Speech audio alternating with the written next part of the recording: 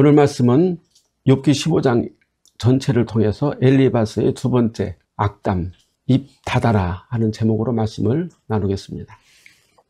욥의 친구 중에 가장 연장자인 엘리바스가 순서에 따라 두 번째 반박전을 펼칩니다. 이전에 지혜로운 자가 어찌 헛된 지식으로 대답하겠느냐, 어찌 동풍을 그의 복부에 채우겠느냐.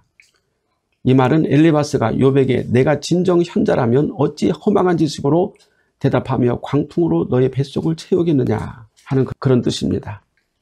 엘리바스는 욥의 말이 작은 목구멍에서 나오는 광풍과 같다고 말합니다. 여기서 동풍은 강력한 태풍, 허리케인을 말하는데 욥의 말이 마치 미치광이 돌풍과 같다 하는 뜻입니다. 그런데 그 미치광이 막말로 욥이 자신의 뱃속을 채우고 있다. 욥, 너는 그 작은 입으로 미치광이 막말, 광풍 같은 말로 너희 뱃속을 채우고 있는 것이 아니냐. 실상 욥의 친구들의 말이 거칠어지자 욥의 말도 함께 거칠어지고, 아마도 우리가 그 현장에 있었다면 욥과 친구들이 언성을 높이며 입에 거품을 물고 서로 향해 비난하는 것을 볼 수 있었을 것입니다. 엘리바스는 욥의 거친 말이 하나님을 부정하며 자기에게 불리한 증언을 하고 있다고 또한 반박합니다. 내가 제일 먼저 난 사람이냐, 산들이 있기 전에 내가 출생하였느냐. 욥기 15장 7절에서 말씀합니다. 엘리바스의 이 말은 욥이 마치 자기가 하나님인 양 모든 것을 다 아는 것처럼 건방지게 말을 한다고 비난하고 있습니다. 욥은 하나님의 뜻이 무엇인지, 욥의 고난 속에 담긴 하나님의 의도가 무엇인지 원론적인 이야기를 하고 싶었는데, 욥의 친구들은 그저 욥에게 겉으로 드러난 불행을 권선징악이라고 하는 윤리 잣대로 왜곡하려고 했던 것입니다. 이에 대해서 욥은 욥기 13장 4절 5절에서 이렇게 말했습니다. 너희는 거짓말을 지어내는 자요 다 쓸모없는 의원이니라. 너희가 참으로 잠잠하면 그것이 너희의 지혜일 것이니라 하고 오히려 그 친구들을 나무랬습니다. 욥이 엘리바스와 친구들의 말을 무시하자 엘리바스는 욥이 막말을 함으로 스스로 자신이 하나님이라도 되는 것처럼 행세한다고 반박했던 것이죠. 엘리바스는 네가 정말 하나님 같다면 네 꼴이 도대체 무엇이냐? 네가 그렇게 잘났고 네가 그렇게 정직하고 의롭다면 네 꼴이 도대체 무엇이냐? 계속해서 욥의 겉으로 드러난 재난, 재앙을 가지고 윽박지르고 비난하는 것입니다. 그런데 엘리바스는 고통 중에 있는 욥에게 하나님의 위로와 비밀을 말해주고 있다. 다시 말하면 너의 친구 무리들이 너에게 위로와 또 하나님의 비밀을 말해주고 있는데 고마운 줄도 모르고 오히려 적반하장으로 대들고 우리를 나쁜 사람 취급하는구나. 욥과 그의 친구들은 더 이상 대화가 아닌 상대방을 공격하는 극한의 논쟁을 벌이고 있는 것입니다. 제가 언젠가 이런 글을 읽어본 적이 있습니다. 아이가 이제 학교에서 배운 백년 전쟁에 대해서 식사 시간에 부모에게 물어봤어요. 그러자 아빠는 백년 전쟁은 프랑스가 먼저 공격해서 일어났으니 그 원인은 프랑스에게 있다. 프랑스가 나쁜 거야. 이렇게 말하자 엄마는 아니에요. 영국이 잘못한 거지요. 하고 반박했어요. 그러자 아빠는 엄마에게 당신이 뭘 한다고 참견이야. 나는 당신보다 나이도 많고 학력도 높고 사회생활도 오래 했으니까 내 말이 맞아. 그러면서 엄마의 말을 묵살하자 엄마는 질세라. 당신 지금 나보고 무식하다고 말하는 거예요? 하면서 그때부터 말싸움이 시작됐다. 질문은 백년 전쟁이 어떻게 생겨난 거예요? 했는데 나중에는 서로 아빠 엄마가 인신공격하면서 막 화를 내는 것을 보고 아이가 아빠 엄마 그만하세요. 왜 백년 전쟁이 일어나는지 이제 알겠어요. 결국은 서로 잘났다고 자기가 옳다고 하기 때문에 싸움은 일어난다 그 말이죠.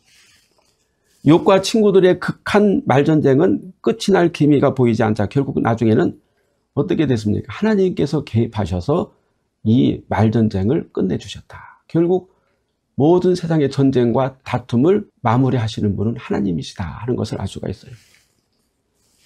연장자의 말을 들어라. 욥기 15장 10절에 우리 중에는 머리가 흰 사람도 있고 연로한 사람도 있고 내 아버지보다 나이가 많은 사람도 있느니라.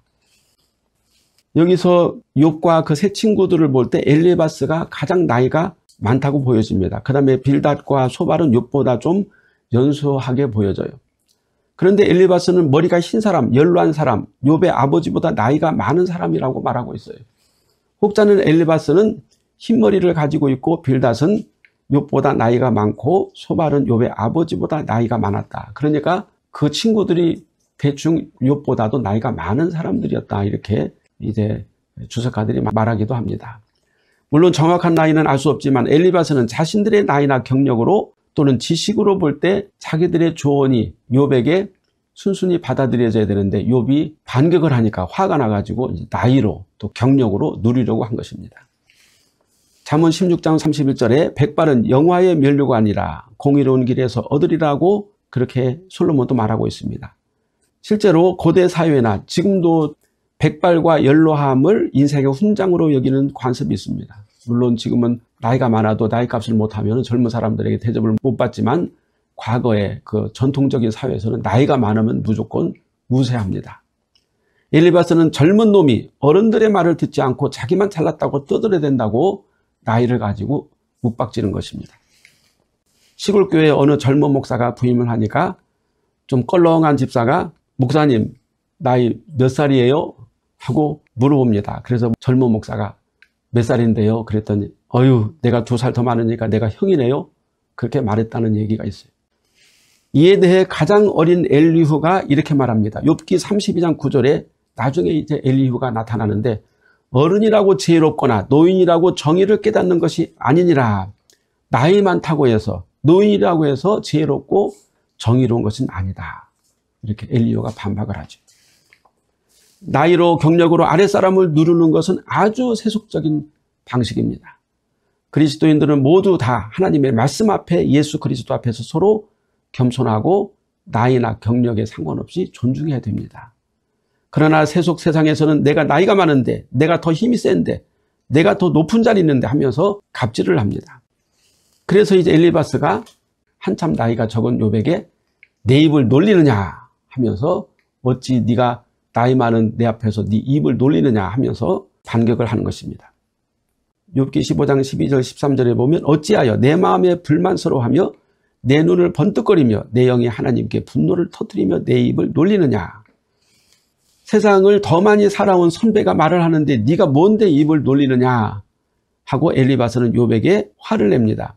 여기서 눈을 번뜩거리며 라는 말은 눈알을 굴리면서 어른을 조롱한다는 뜻입니다. 아주 무시하는 그 상대방의 인격을 완전히 이렇게 짓밟는 그런 언사지요. 눈알을 굴리면서 눈을 번뜩거리면서 네가 함부로 이렇게 말하는 것입니다. 엘리바스는 실제로 그 지혜가 많은 사람이에요. 또 나이도 많고 경험도 많고 그 시대의 현자의 능력을 갖춘 사람입니다. 그래서 엘리바스는 어떤 사람에 대해서도 조언할 수 있고 충고의 말을 해줄 수도 있고 도덕적 윤리적으로 가르칠 수 있는 자격이 있는 사람이죠. 그래서 조상들의 지혜를 섭렵한 엘리바스다. 욥기 15장 18절에 보면 내가 내게 보이리니 내게서 들으라. 내가 본 것을 설명하리라. 이는 곧 지혜로운 자들이 전하여 준 것이니 그들의 조상에게서 숨기지 아니하였느니라 라고 여기서 말하고 있습니다. 엘리바스는 그 당시 인문학의 대가라고 할 수 있어요. 조상 대대로부터 전수받은 현자들의 명언들과 무용담들을 엘리바스는 아주 잘 알고 있는 듯 합니다. 엘리바스와 그의 친구들이 욥에게 충고하고 가르치려고 했던 말들은 요즘에 말하는 인문학, 다시 말하면 현자들의 지혜였다 하는 것입니다.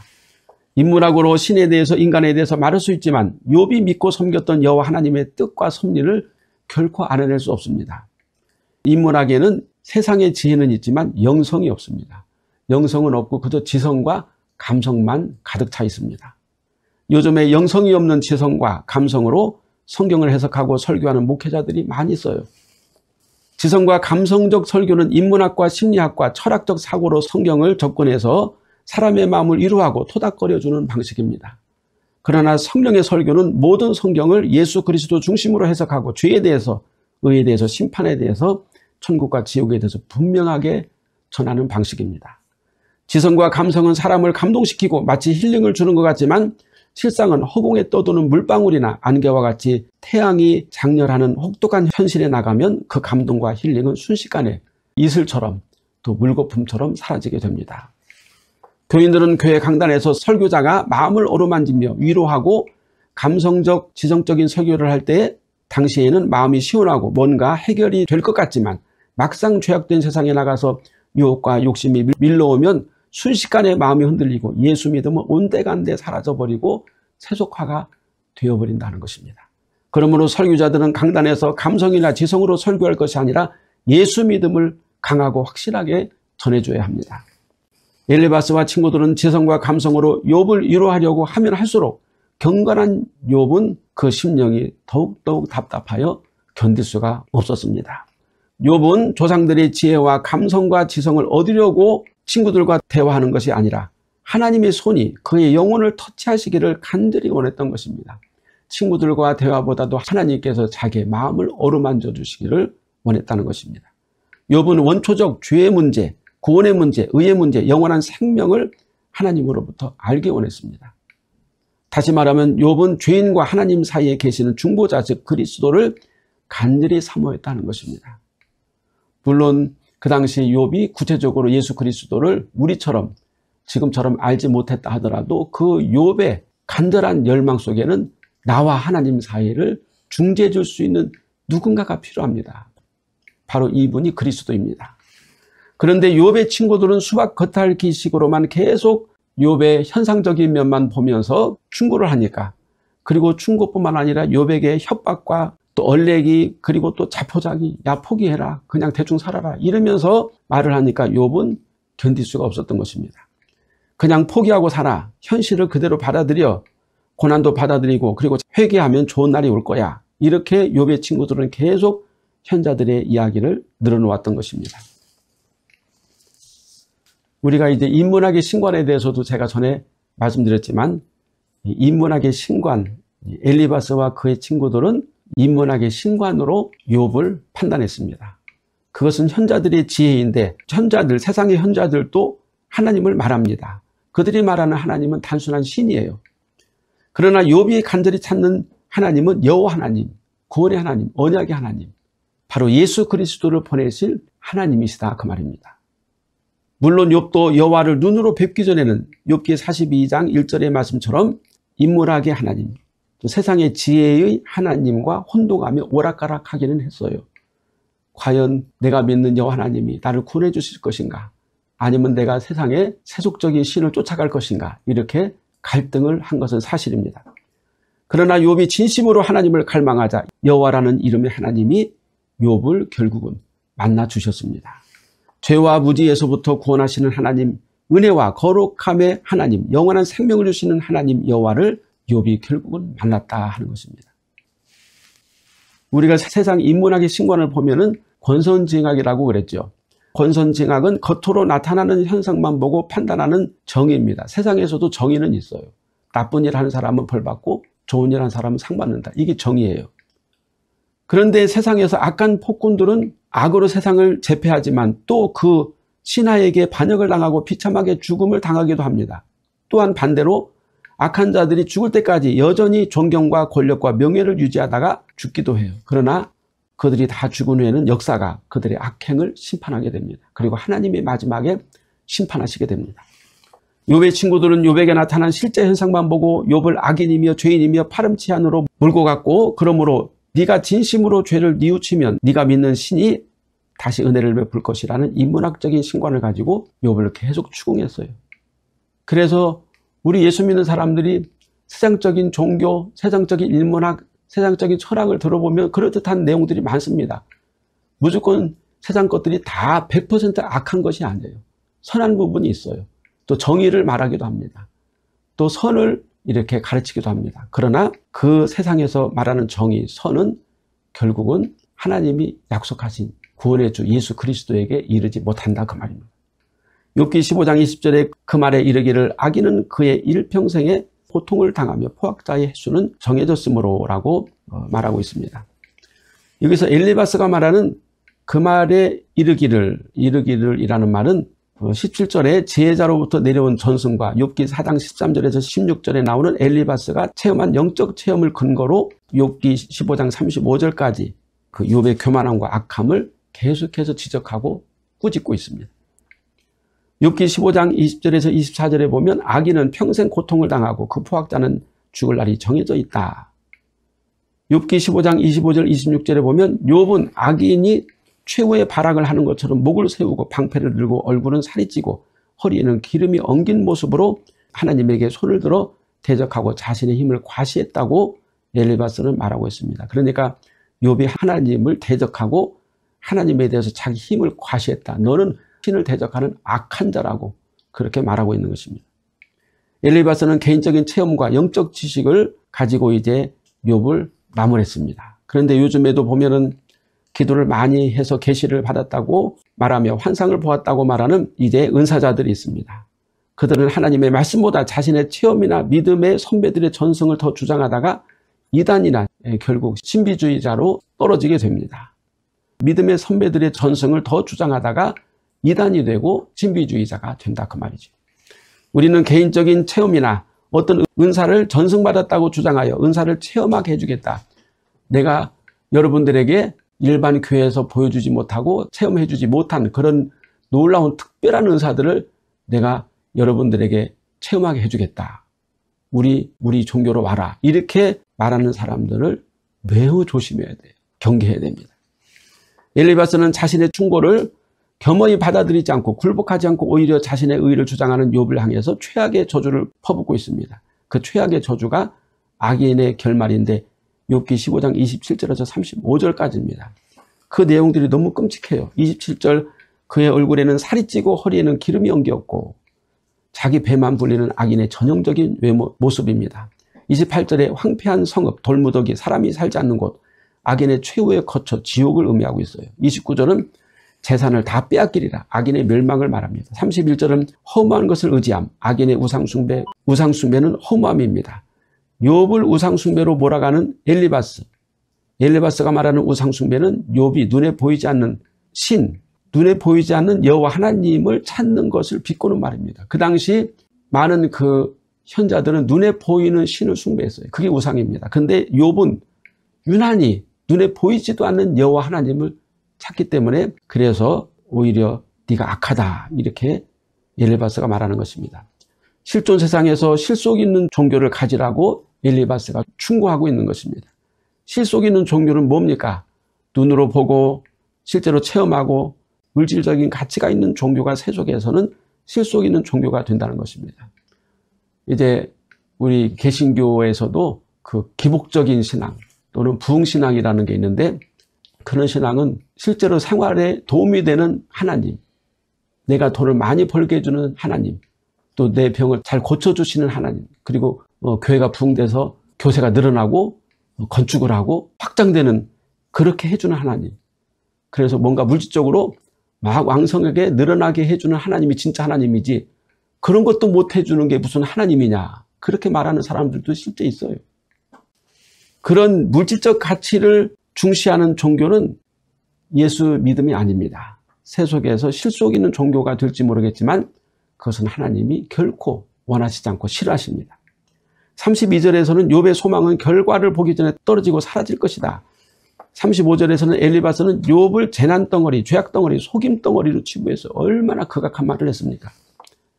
엘리바스는 욥이 얼마나 진실하고 경건하게 살고 있다는 것을 알고 있으면서도 고의적으로 악하다고 비난했는데 그 이유는 욥의 거룩한 이상과 신앙이 엘리바스나 그 친구들의 세속적 이상과 이념보다 훨씬 고상하고 높기 때문에 그 마음속에서 치솟아오르는 질투와 시기로 말미암아 엘리바스가 욥을 악담하며 퍼붓게 된 것입니다. 이제 우리 예수 믿는 진실한 예수 믿는 그리스도인들이 공격을 당할 수가 있어요. 그 공격은 누가 합니까? 물론 주변에 뭐 불신자들이 또는 어떤 사람들이 하지만 그 배후에는 마귀가 있어요. 마귀는 예수를 진실로 믿는 그리스도인들을 제일 싫어하고 시기 질투하고 비방합니다. 그 이유는 마귀가 가지지 못한 거룩함을 우리 그리스도인들이 가지고 있기 때문에 우리가 거룩함을 가지고 있으면 있을수록 세상의 권세자들, 마귀, 사탄, 귀신들은 더욱더 우리를 모함하고 쓰러뜨리려고 할 것입니다. 그러나 우리 그리스도인들이 하나님의 거룩함이 없다면 더 이상 마귀는 세속적인 그리스도인들을 시기하거나 질투하거나 대적하지 않습니다. 그래서 거룩함이 없는 그리스도인들은 그냥 고생을 하는데 무슨 고생하느냐? 개고생을 하는 거예요. 헛고생하는 거예요. 그렇지만 정말 거룩함을 지닌 그리스도인들은 그 고생은 상급 있는 고생, 상급 있는 고난, 하나님의 영원한 의의 멸류관을 받는 그런 값진 세상에서 돈과 부귀영화로 따질 수 없는 엄청난 가치가 있는 고난을 받습니다. 그래서 우리가 거룩함을 가질수록 세상은 우리를 더 힘들게 하고 마귀는 우리를 신앙에서 넘어뜨리기 위해서 발악을 할 것입니다. 그러나 우리가 거룩함을 버리고 그저 세속종교에 빠져 있다면 마귀는 우리를 괴롭히지 않습니다. 왜냐하면 세속적인 그리스도인들은 마귀 편이기 때문에 그렇습니다.